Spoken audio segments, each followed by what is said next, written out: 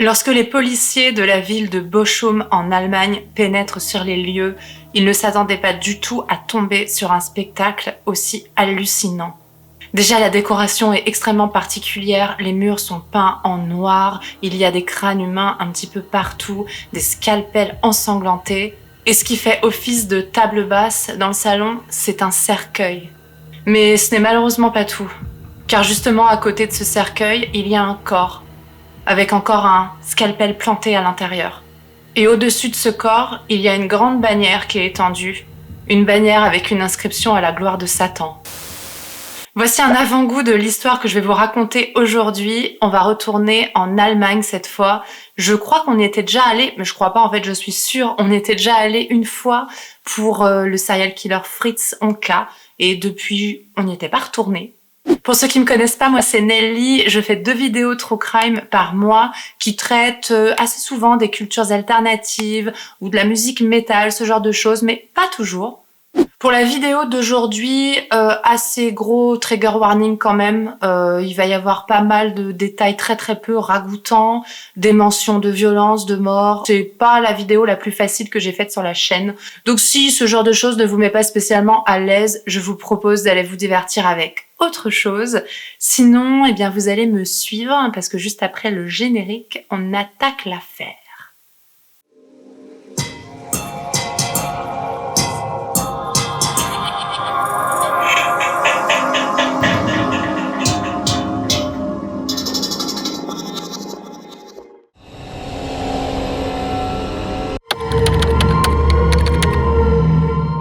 Nous nous rendons donc aujourd'hui en Allemagne, plus précisément dans la ville de Bochum.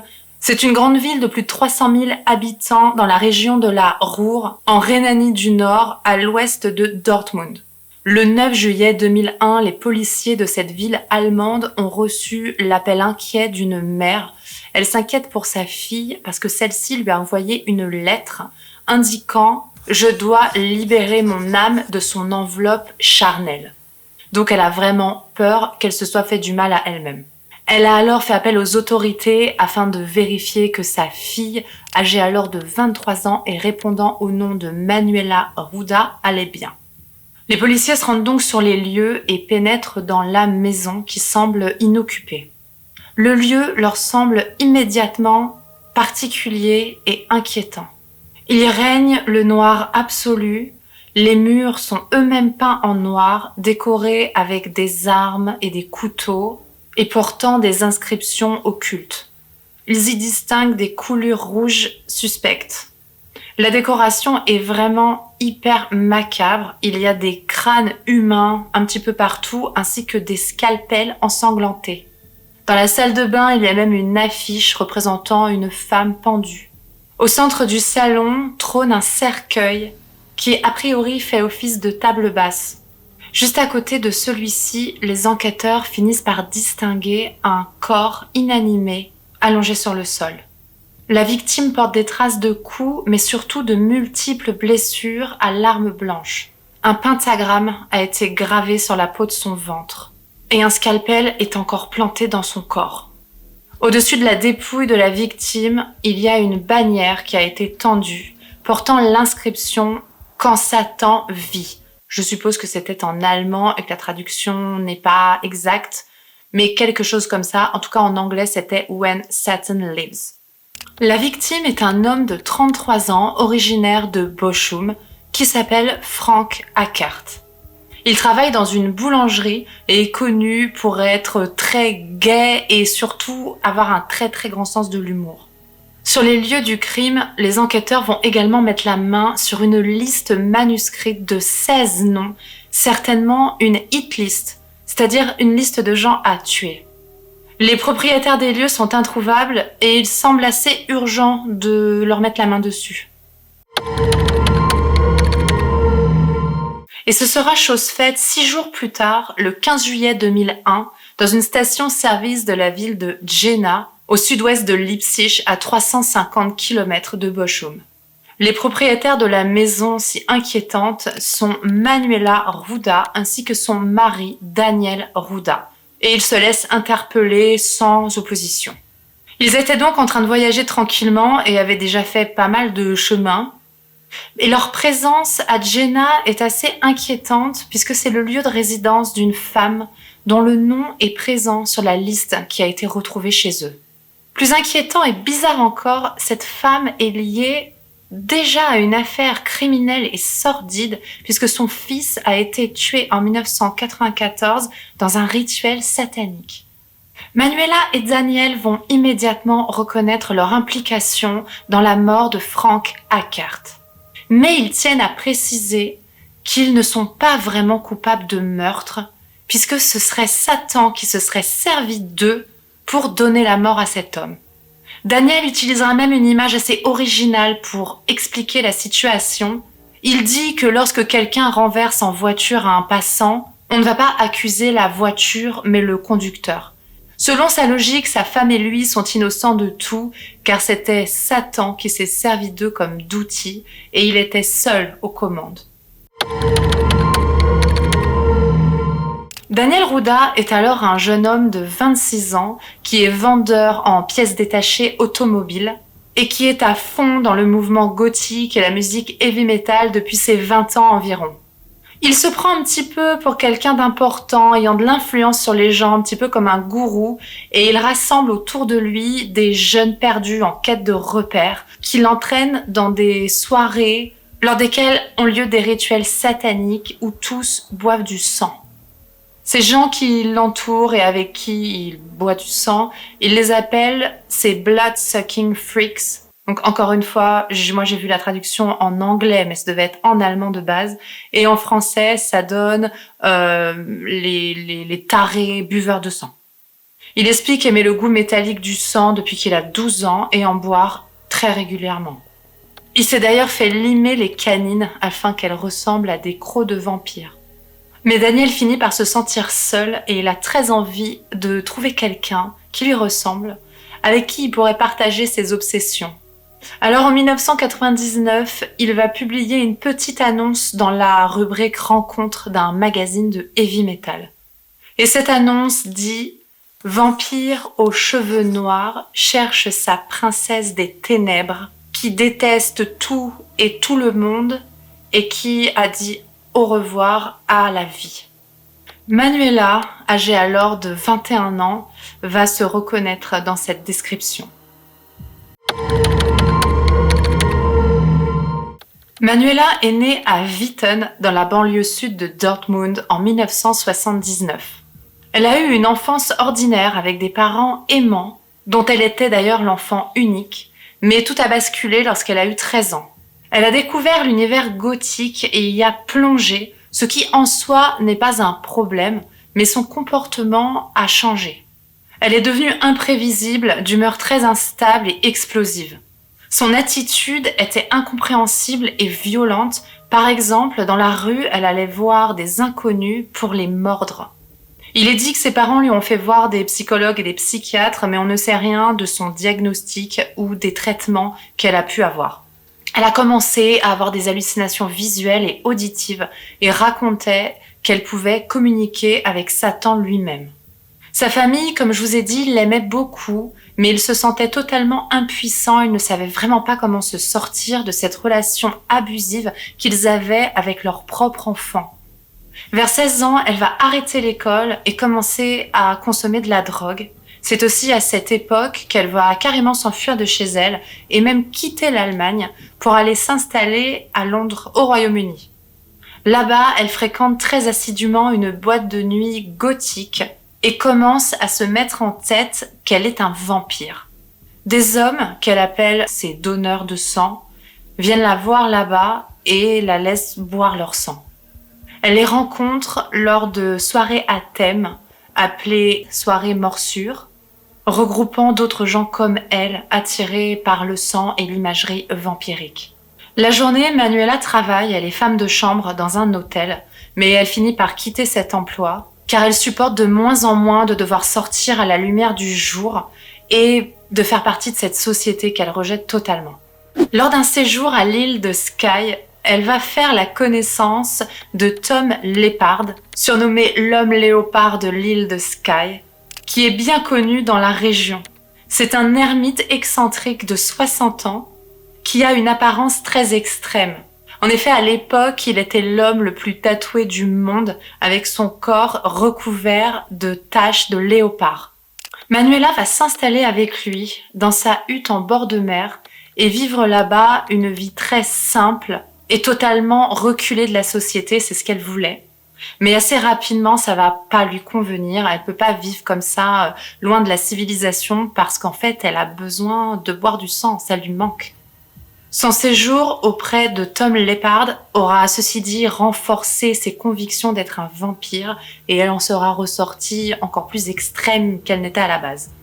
Et c'est donc à l'âge de 19 ans qu'elle va retourner en Allemagne, dans sa ville d'origine, Witten, et retrouver ses amis gothiques et ses habitudes faites de consommation de sang et de soirées gothiques. Manuela a 21 ans lorsqu'elle tombe sur l'annonce de Daniel dans un magazine de heavy metal. Ces deux-là sont comme faits l'un pour l'autre, ils ont exactement les mêmes envies et obsessions. Pour preuve, Daniel s'est limé les dents pour qu'elle ressemble à des crocs de vampire. Et Manuela, elle a fait à peu près la même chose. Elle s'est fait remplacer ses canines par des dents d'animaux qui eux-mêmes ressemblent aussi à des crocs de vampire. Ils vont s'installer ensemble et plonger petit à petit de plus en plus profondément dans le sordide, dormant dans des cercueils ou voyageant en Angleterre, en Écosse, sans aller à l'hôtel, en dormant dans des cimetières. Manuela va même apprendre à Daniel comment boire le sang d'un humain sans le tuer. Au bout d'un certain temps de cette routine, ils vont vraiment se reclure sur eux-mêmes, ne sortant quasiment plus de chez eux et n'ayant plus que deux obsessions, eux-mêmes et Satan. Après 1 an de relation, Daniel et Manuela décident de se marier et ils choisissent la date du 6 juin de l'année 2001, le 6 juin pour faire plaisir à Satan. Ils s'adonnaient souvent à des sacrifices d'animaux en l'honneur de Satan, mais 1 mois après leur mariage, ils décident de passer à l'étape supérieure, le sacrifice humain. Satan lui-même leur aurait ordonné de le faire, mais il leur a laissé le choix de la victime. Daniel a eu l'idée de jeter son dévolu sur son collègue Frank Hackert pour une bonne et simple raison. Il le trouvait particulièrement drôle et s'est dit qu'il ferait un très bon bouffon pour Satan. Le 6 juillet 2001, le couple prétexte une fête chez eux pour inviter Frank Hackert. Ce dernier s'inquiète de voir qu'ils ne sont que 3, mais Daniel et Manuela vont tenter de le rassurer en lui expliquant que les autres sont juste en retard. Ils s'installent, commencent à boire, discuter, écouter de la musique, mais à un moment, Daniel va se lever avec la folie dans les yeux et asséner un grand coup de marteau sur le crâne de Frank. Manuela le poignardera alors 66 fois. Daniel et Manuela se seraient acharnés sur le corps en découpant des bouts, y laissant des inscriptions satanistes. Ils auraient également ouvert les veines des poignets pour laisser couler le sang dans des verres, afin de le boire évidemment. Puis ils auraient fait l'amour dans le cercueil à côté du corps, puis auraient fait une prière à Satan. Après le meurtre, Satan leur serait apparu, les lumières se seraient mis à clignoter et les 2 suppôts de Satan étaient en complète euphorie. Cependant, Manuela est déçue. Elle imaginait qu'en passant à l'acte, elle deviendrait un vrai vampire. Ce qui n'est évidemment pas le cas. Elle a toujours des crocs faits avec des dents d'animaux et pas des vrais crocs de vampires. À la base, les 2 avaient prévu de se donner la mort après le meurtre, d'où la lettre que la maman de Manuela a reçue. Mais ils vont changer de plan.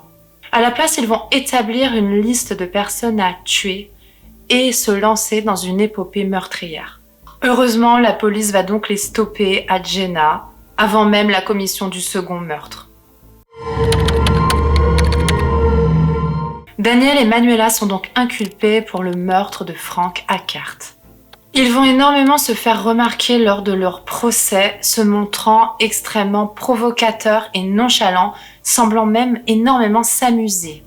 Manuela se montre tous les jours avec des looks extrêmement voyants. Elle va même jusqu'à se raser une croix renversée sur le crâne dans ses cheveux.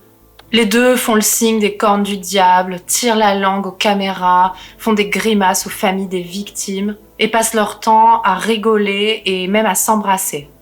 Manuela demandera qu'on ferme les volets pour faire le noir total parce qu'elle ne supporte pas la lumière du jour.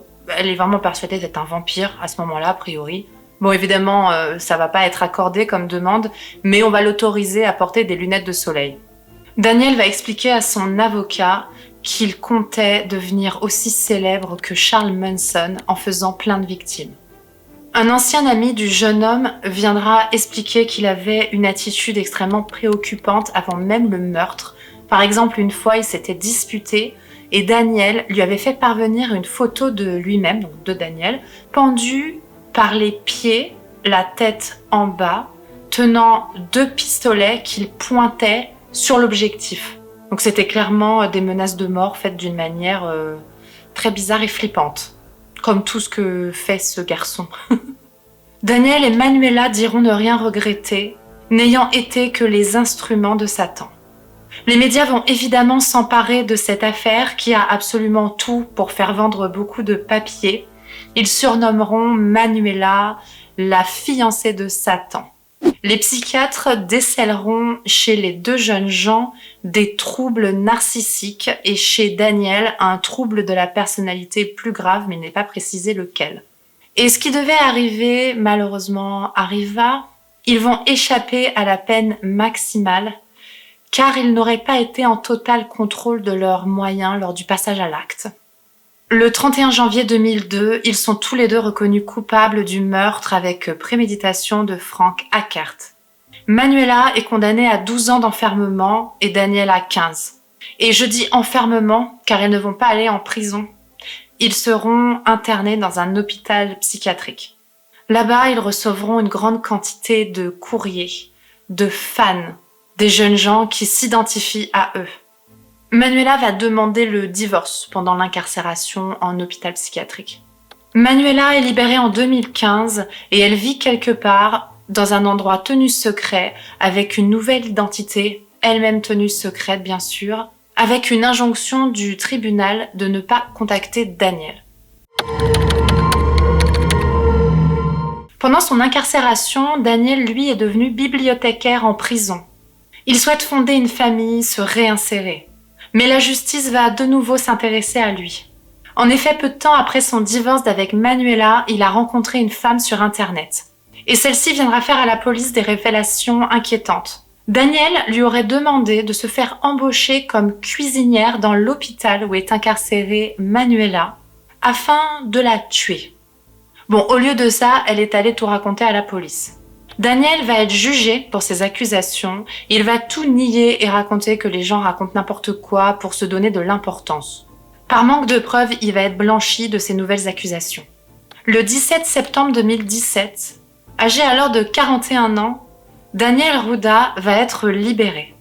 Lui aussi se voit accorder une nouvelle identité tenue secrète et il a écrit un livre dans lequel il clame son innocence. Tout comme Manuela, on ne sait pas s'il est encore dangereux et ce qu'il est devenu. J'en ai fini avec cette histoire, j'espère qu'elle vous a plu. Comme d'habitude, si c'est le cas, vous n'hésitez pas à me laisser le pouce en l'air pour indiquer à YouTube que mon contenu est convenable et qu'il continue de le suggérer. Je sais pas ce que vous en pensez, mais moi je trouve que cette histoire laisse quand même pas mal de questionnements. Est-ce que vous pensez que Daniel et Manuela étaient vraiment comme cinglés, qu'ils pensaient vraiment qu'ils étaient des vampires, qu'ils croyaient en Satan, etc. Ou alors, est-ce que par hasard, ils en auraient pas rajouté un peu lors du procès pour amoindrir la peine? Franchement, c'est le genre de questions que je me pose à chaque fois dans ce genre d'affaires. Et j'ai pas trouvé non plus de renseignements sur la dynamique dans le couple. Est-ce que l'un influençait l'autre? Pareil, qu'est-ce que vous en pensez de ça? Est-ce que vous imaginez qu'il y en a un qui était meneur, l'autre plus suiveur, ou alors est-ce que les deux étaient dans une dynamique comme ça de folie et que ils s'entraînaient mais qu'il n'y avait pas spécialement plus un meneur? Et surtout, est-ce que ça vous inquiète de savoir qu'ils sont en liberté aujourd'hui? Est-ce que vous imaginez que c'est possible qu'ils soient devenus complètement normaux? Ou alors, est-ce que potentiellement ils pourraient être encore dangereux? Si vous pensez des choses là-dessus, il y a l'espace commentaire pour ça. Ça m'intéressera de lire tout ce que vous avez à me dire là-dessus. Bon, vous avez vu, mes cheveux ne sont pas comme d'habitude. J'espère que ça ne vous a pas trop préoccupé pendant la vidéo, que ça n'a pas trop attiré votre attention. En fait, j'ai des problèmes de cheveux suite à ma grossesse, entre autres. Je les perds énormément. Donc, j'ai décidé de les laisser tranquilles en ne les lissant pas. Et donc, voilà, mes cheveux naturels. Bon, naturels, pas la couleur, bien sûr, mais la matière, quoi. Voilà, ils sont comme ça quand ils sèchent à l'air libre. Bon, tout le monde s'en fout, mais j'avais envie de parler de mes cheveux, désolée. Je vous laisse vous abonner si ce n'est pas fait. Et je vous dis à dans 15 jours, ou peut-être moins, parce que j'essaye de prendre de l'avance et de tourner plus de vidéos en ce moment. Donc il est possible qu'en décembre, je poste un peu plus de vidéos qu'habituellement, pardon. Allez, à dans 15 jours ou une semaine, je sais pas trop. Ciao.